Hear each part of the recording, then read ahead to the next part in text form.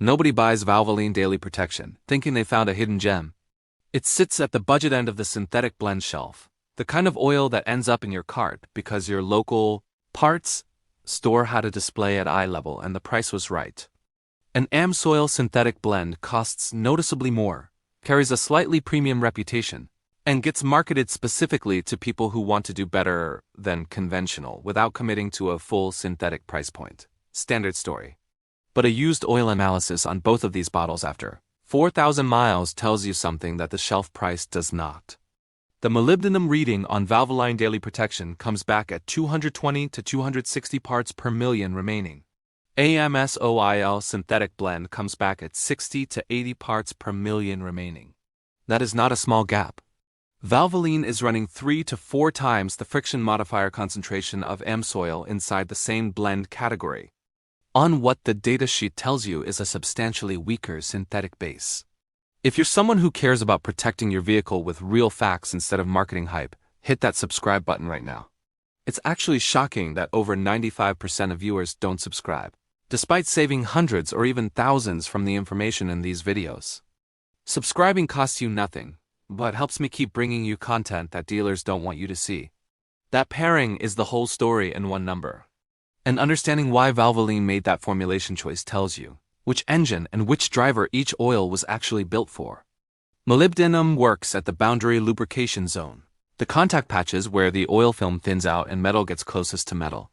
At cam lobes, ring faces, lifter contact surfaces, molybdenum disulfide deposits itself as a lamellar layer at those zones, reducing friction even when the hydrodynamic wedge starts to collapse under load. A high molybdenum reading in the fresh oil is Valvoline saying, "We know the base stock has limits, so we are buying protection at the boundary layer with chemistry instead." That works. The wear metals in the used oil analysis confirm it works. Iron comes back at 10 to 16 parts per million. Copper at 3 to 6 parts per million. Aluminum at 3 to 5 parts per million. Those numbers are not alarming for a 4,000 miles drain. But the base oil composition is where the context for that molybdenum number lives.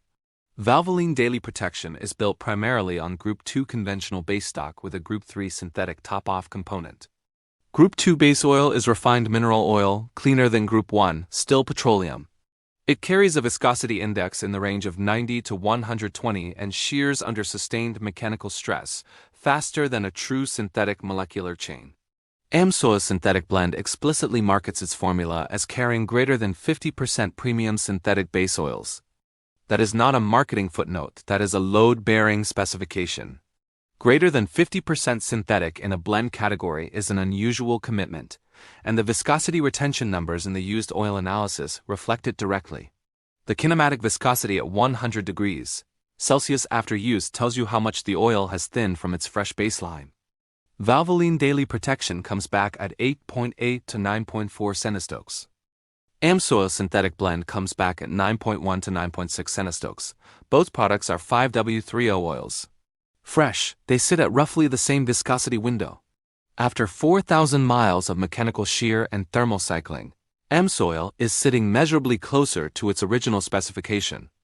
That gap exists because a higher synthetic content resists molecular chain fracture better than a predominantly mineral base under the same thermal load. Fuel dilution tolerance is where that base stock difference becomes a real-world concern, rather than a spec sheet exercise. During cold starts, raw fuel washes past the piston rings and enters the crankcase before combustion. Temperatures reach the point where it burns off completely. In turbocharged direct injection engines specifically, where fuel is injected directly into the combustion chamber, that dilution cycle runs on nearly every cold start.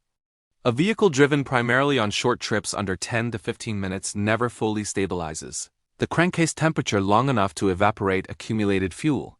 Fuel in the crankcase means thinner oil. Thinner oil means the viscosity floor drops below where the oil film needs to be. Valvoline Daily Protection carries a moderate fuel dilution tolerance rating. AMSOIL synthetic blend carries a moderate high rating. On a base oil that already trends toward the lower end of the used oil viscosity window, adding fuel dilution compounds the thinning problem. Higher synthetic content in AMSOIL's base resists viscosity loss better because synthetic molecular chains are uniform and less susceptible to polar interaction with fuel. For any turbocharged direct injection engine running a lot of city cold starts, that tolerance difference is not a minor footnote in the datasheet.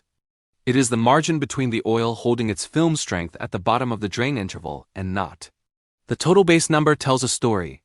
Neither of these oils enters fresh with a high reserve. Valvoline Daily Protection starts at 6.5 to 7 mg of potassium hydroxide per gram. AMSOIL synthetic blend starts at 7 to 7.5 mg. These are entry-level blend numbers below what you see in dedicated extended drain full synthetics. By 5,000 miles, Valvoline depletes to roughly 1.2 to 1.8 mg.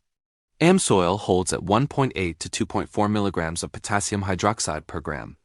The practical meaning is acid protection margin. At 1.2 remaining, Valvoline's acid neutralizing chemistry is close to exhausted. AMSOIL's buffer is not gone. If your driving pattern pushes toward 5,000 miles on a blend, that residual margin matters more than anything on the front of the bottle. Boron readings anchor the dispersency difference. Valvoline Daily Protection comes back with 20 to 40 parts per million of boron remaining after use. AMSOIL's synthetic blend comes back at 70 to 100 parts per million remaining. This ensures better soot and contaminant suspension over the life of the oil. Boron is the chemistry that keeps combustion byproducts, fuel-diluted residue, and soot particulates suspended and in solution for the filter to capture.